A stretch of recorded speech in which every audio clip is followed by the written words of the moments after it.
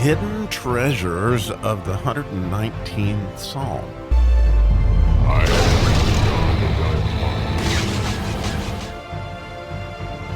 Oh my, what God has given me today on the 119th Psalm as we move into verse 82. So, the connection to verses 81 and 82 is really phenomenal. We are in the hoof section, and the hoof being the idea of this sort of super consciousness that's above your head, sort of a crown. And both verses 81 and 82, which are the first two verses, seem to have very much to do with desire and have very much to do with a longing. As the verse we talked about yesterday is, my soul fainteth for thy salvation, but I hope in thy word. And today's verse 82, my eyes fail for thy word, saying, when wilt thou comfort me? Now, the connection between these two verses are amazing in that, of course, as we talked about yesterday, the first verse in any section would be the wisdom of the hoof, while the second verse would be the understanding. And so we talked about the wisdom being that his soul was obviously longing for salvation, but his hope was in the word. The word that is used for word there, as we talked about yesterday, is debar, which is a masculine form of the word. And normally when you see that in the scriptures, that word, they're talking about the word of the Lord came to me. And it's a more common use of the word is debar.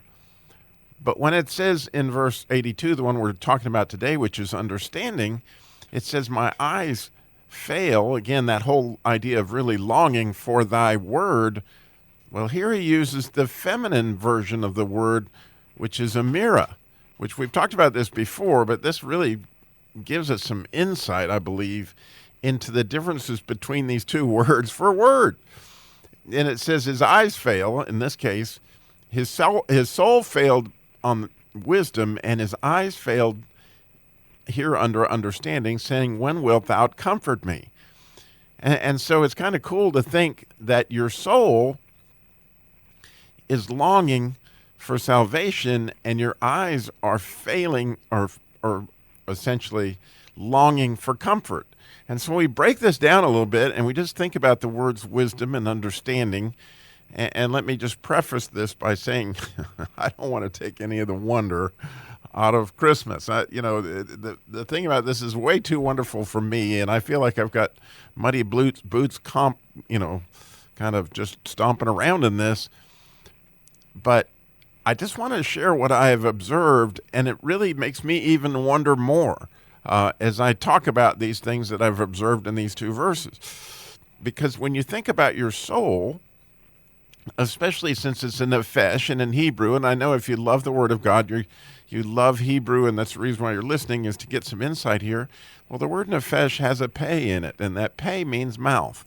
And so it's interesting to me that we thirst in our mouth.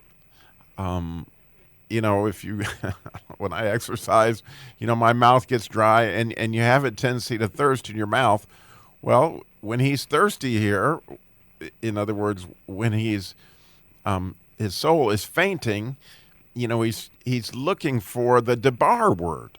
And time again in the Psalms, there's three different places where it says his soul thirsts.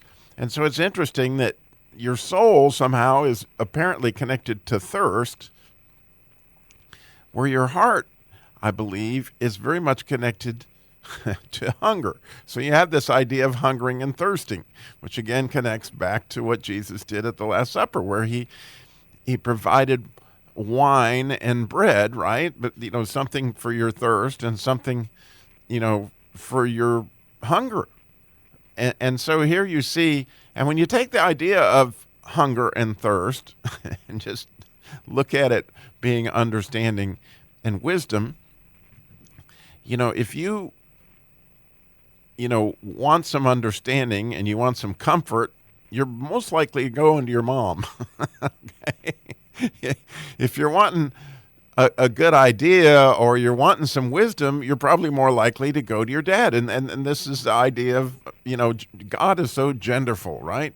He provides both ends of the spectrum. But I don't know if you've ever thought about it, that if you were thirsty, you'd probably go to your dad because he could dig a well. But if you were hungry, if you're in my house, when I was growing up, you went to your mom. Okay. And again, with the whole idea of genderful, and I'm not making any stereotypes. I know there's wonderful men cooks, and I'm sure there's women that can dig some phenomenal wells. But I'm just saying, when I really want comfort, I love that feminine touch, right? There's a hug you can get from your mom that you just can't get from your dad. I don't know what that is. If I hurt myself, I'm running to my mom because I'm looking for comfort. Well, interestingly here, as you see, if we compare these two verses, when it says that he fainteth for thy salvation and he hopes in thy word, that word is debar there. And so that is that masculine idea of a soul that is thirsting for Yeshua, as we talked about yesterday. But here, in the second verse, he's looking for understanding because he's saying, when will thou comfort me, right? And his eyes are hunting for that. And here's this connection to this idea of essentially hunger, that our hearts are what hungers, and our eyes are connected to our heart. There's no doubt about that in my mind.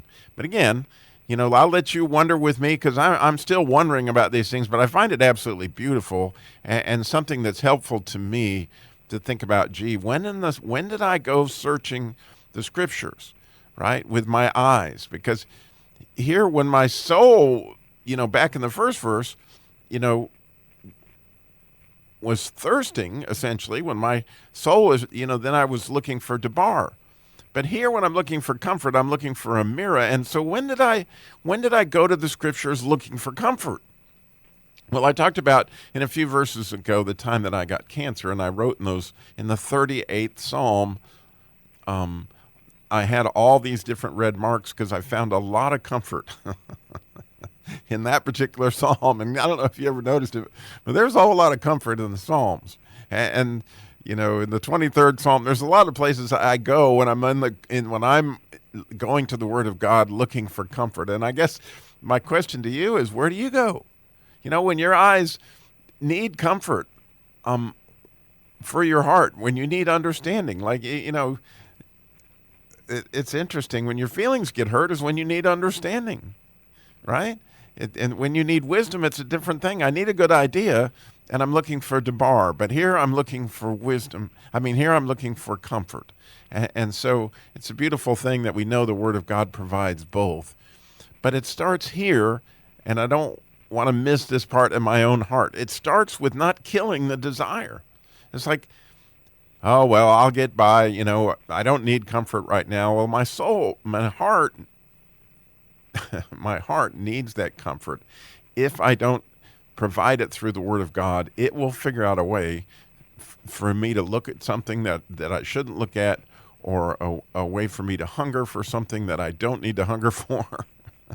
And sometimes anger breaks out. All sorts of things happen when I don't get the comfort that I'm supposed to get. And here's where David got his, okay? Here's where he got his wisdom. Here's where he got his understanding.